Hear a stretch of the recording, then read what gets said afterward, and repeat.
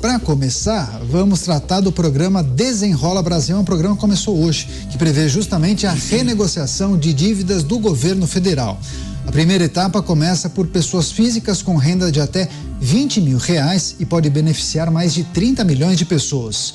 Os mais pobres ficaram para a terceira etapa, que acontece em setembro. Neste momento, serão contemplados devedores com renda de até 2 salários mínimos ou que estejam inscritos no CAD único e com dívidas financeiras e não financeiras de até R$5 mil. Sobre o programa, a ministra do Planejamento, Simone Tebet, disse que não adianta o governo federal lançar um programa de renegociação de dívidas com juros de 13,75%. Eu vou abrir aspas. Não adianta fazermos o desenrola, aliviar a vida das pessoas e precisamos, a maioria absoluta das famílias brasileiras está endividada. O Brasil não comporta um desenrola todo ano, fecha aspas. Vamos girar com os nossos comentaristas. Vamos a Brasília, capital federal. José Maria Trindade. Zé, seja muito bem-vindo. Uma ótima noite a você, ótima semana. Queria naturalmente pedir sua análise e avaliação acerca do Desenrola, programa de renegociação de dívidas. Muitas pessoas poderão voltar a comprar, tomar empréstimos, poderão se desenrolar, mas dependendo de como elas administrarem, poderão voltar a se enrolar. Queria a sua análise, Zé. Eu estou temendo que o Lula crie o Ministério de Desenrolar, porque o governo está mesmo muito enrolado, viu?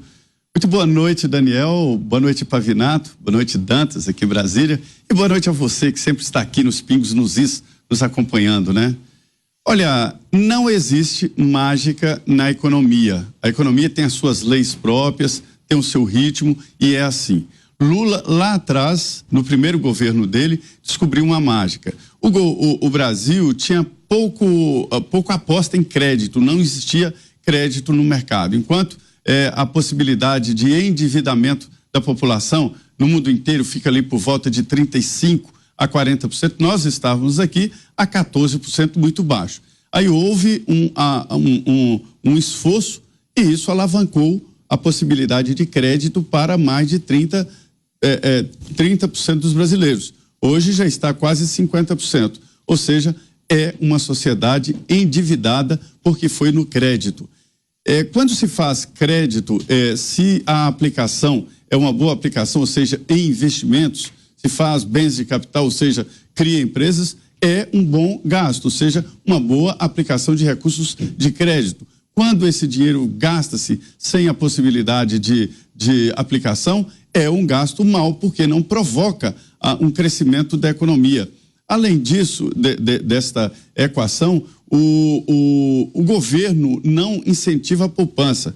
Qualquer país que tenha história de desenvolvimento rápido tem como base na poupança interna, ou seja, é preciso poupar para investir. Esta é a grande realidade.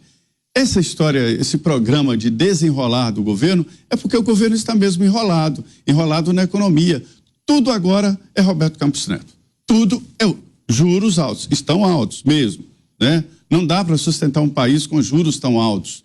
E isso é o sintoma de uma economia com dificuldade, com falta de credibilidade, com falta de investimentos externos. Aí o juro tem que ser alto para dar uma freada, ou seja, reduzir a taxa de inflação, que é um imposto severo que prejudica a todos. E a ministra tem razão, não dá para fazer um desenrolar por ano. Esse desenrolar aí tem um custo altíssimo de recursos públicos, que vai privilegiar bancos, mas também um custo de educação.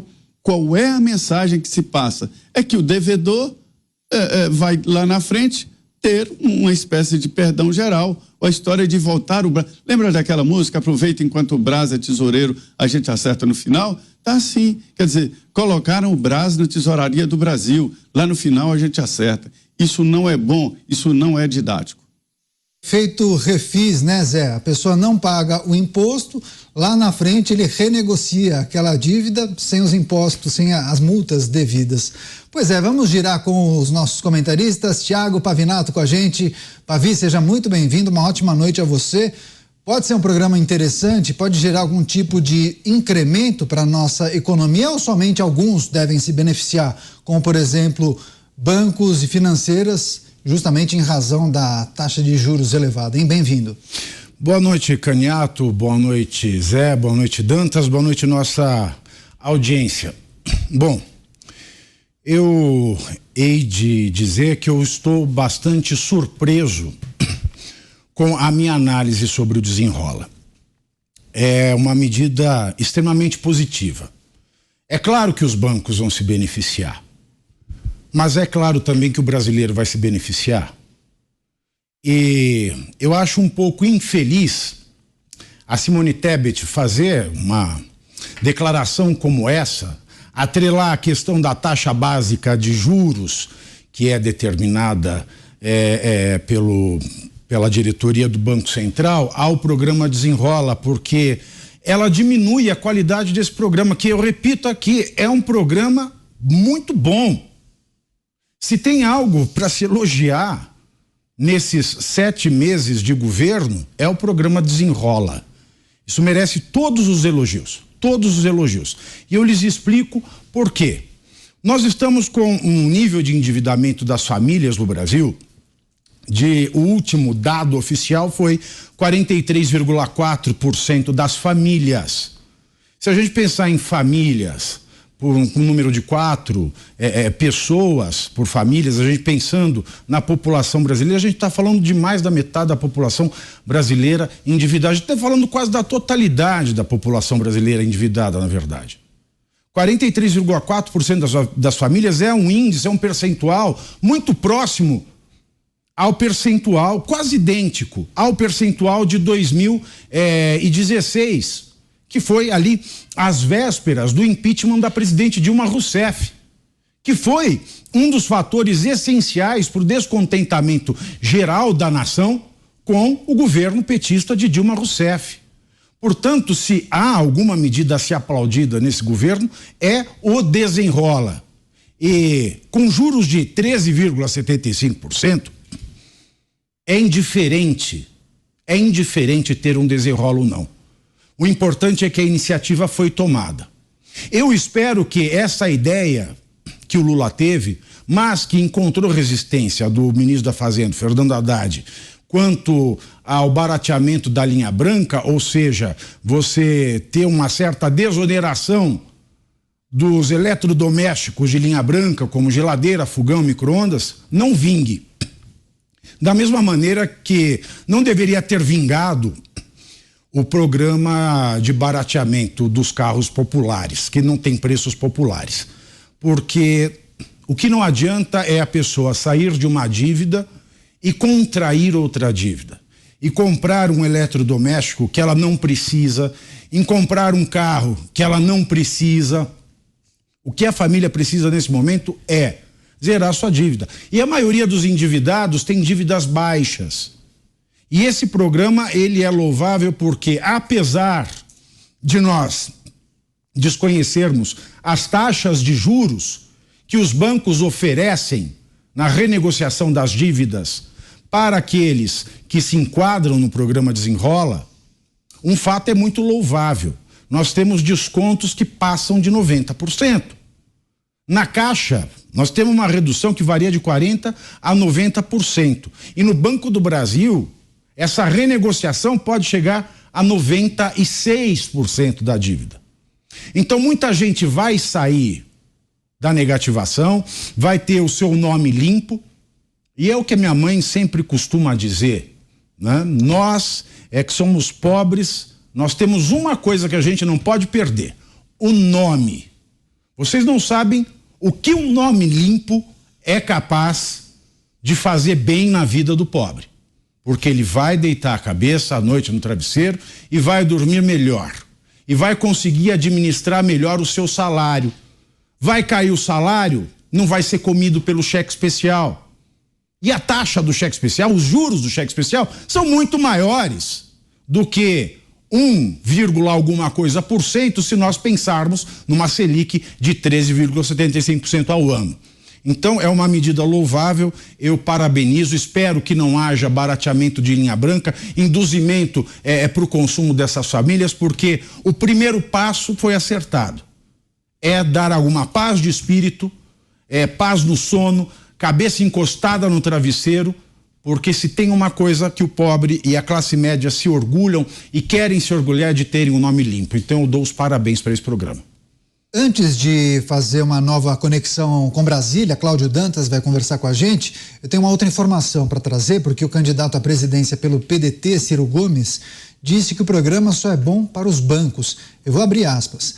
Tem cheiro de picaretagem grossa, estatização via garantia do Tesouro de débitos que não valem muito e juros tabelados de quase 27% ao ano para o valor renegociado. Só é bom para os bancos. Para se ter uma ideia, o perdão até R$100 só suspende o registro no SPC, mas não cancela o débito. Chega a ser chocante. Lula não decepciona, fecho aspas, falas de Ciro Gomes.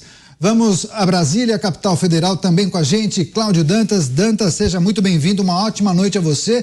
Ciro Gomes falou em cheiro de picaretagem agora, mas é importante lembrar que ele sugeriu um programa similar, semelhante, na campanha à presidência do ano passado. O Desenrola seria o quê? Uma cópia inspirado no programa dele? Segundo ele, uma cópia mal feita. Muito boa noite, Daniel, boa noite, Zé Maria, boa noite, Pavinato, boa noite a toda a nossa audiência que já inicia aqui conosco esta semana, uma semana de recesso parlamentar, mas o executivo segue funcionando. O Haddad acabou de dar, inclusive, uma entrevista para a imprensa ali na saída do ministério, explicando um pouco mais o desenrola. Eu conversei cedinho com o Ciro Gomes, que naturalmente é o pai da ideia. Ele vem com essa ideia de retirar, né, os brasileiros do SPC desde a outra eleição. Nesta última, em 2022, ele incluiu isso no programa de governo dele e detalhou, né, esta proposta. No caso do Ciro, o que ele queria era usar o governo, a pressão do governo, o peso do governo federal para forçar os bancos a reduzir essas dívidas. Então, ele tirava uma média, ali pegava ali os 63 milhões de endividados e tirava uma média daquelas dívidas que são dívidas por juros sobre juros, multas, aquelas dívidas acumuladas que vão se agigantando, né, com um prazo correndo aí, muitas vezes nas mãos de financeiras, de credores, como os cartões de crédito. E aí o que ele queria fazer? Ele fez um cálculo, tirou uma média, era em torno de 4 mil e poucos reais a média das dívidas, né, de boa parte desses milhões de brasileiros, e a ideia era que o governo então entrasse forçando a redução, ou seja, a retirada dos juros sobre juros, das multas, etc., para que o brasileiro pudesse pagar a dívida original. Seria aí, na média, em torno de R$1.400 e pagar essa dívida original parcelada. E aí ele usaria os bancos públicos, Caixa, Banco do Brasil ou qualquer outro que quisesse participar também, para parcelar essa dívida em parcelas de no máximo R$40. E aí sim liberar o crédito para que as pessoas pudessem ter a sua vida econômica, né, normalizada e naturalmente poder consumir. Então, esse era o desejo do Ciro Gomes, mas o Ciro Gomes não foi eleito. Quem foi eleito foi o Lula. E aí eles pegaram essa inspiração e colocaram então na rua aí o desenrola, começou a valer a partir de hoje. Quando ele diz que é uma cópia mal feita, porque ele diz que esses princípios que norteavam ali a sua proposta original, eles são diferentes. No caso, quando ele diz que agora o desenrola beneficia muito mais os bancos, é porque ele está deixando na mão dos bancos as renegociações. Então, não há essa queda da dívida original, o que há é uma renegociação de prazos para o pagamento dessas dívidas com a garantia do Tesouro. Então, há uma estatização ali, caso a dívida realmente não seja paga, dívidas, e muito boa parte dessas dívidas são dívidas que já eram decretadas pelos bancos como dívidas perdidas, né? Estão lá no balanço e tal. Então, a ideia é que com essa renegociação liberasse aí o balanço dos bancos e melhorasse a performance dos próximos meses, né? Os bancos vêm com resultados aí que não estão agradando, né? E aí isso ajudaria muito mais os bancos do que o cidadão comum. Então, essa foi a crítica do Ciro Gomes.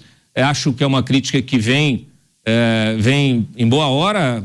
Eu acho que é preciso que a gente entenda realmente no detalhe esse programa, que ele seja debatido e que naturalmente se possa medir exatamente os benefícios e os malefícios dessa medida. Naturalmente, o que, quando a gente coloca em perspectiva, a gente percebe que o governo vem tomando decisões, vem soltando projetos que têm um efeito limitado, igual a questão, né, dos descontos ali para a compra de veículos, que teve um efeito limitado há 2 meses. A gente sabe que tem um objetivo político por trás dessa decisão, e que foi limpar ali os estoques das montadoras. Agora, a gente tem já, desde a semana passada, a gente vinha debatendo a questão do projeto aí também de descontos ou de subsídios para a linha branca, né, para a compra de eletrodomésticos, que vem também nessa mesma esteira de tentar impulsionar o consumo.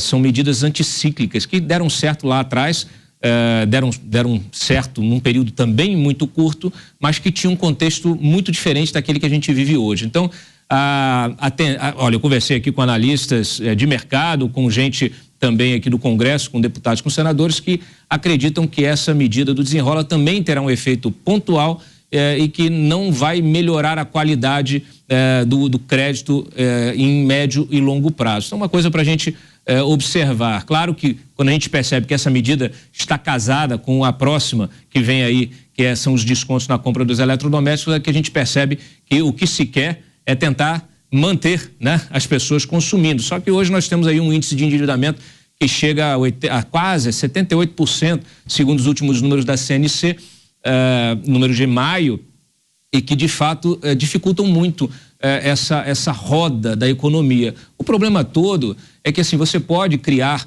estímulos pontuais como esse para poder fazer a economia girar, mas se você não gera emprego, se as pessoas não estão ganhando salário que possam, para poder comprar as coisas, comprar aquilo que querem, comprar os bens de consumo e tudo, essa medida acaba sendo uma medida realmente de curto prazo. Então, a tendência, na verdade, talvez seja até essa situação no médio e longo prazo ela se tornar ainda mais grave. A gente tem visto umas projeções que nos remetem a essas medidas todas aqui no ponto de vista nacional, mas que nos colocam uma perspectiva um pouquinho menos otimista para o segundo semestre, porque nós temos visto, por exemplo, a economia da China, que é hoje dos grandes motores da economia global, a economia da China também começar a enfrentar um certo esfriamento. Então, se a China cresce menos, ela compra menos do Brasil, a nossa economia cresce menos também, e aí é ladeira abaixo.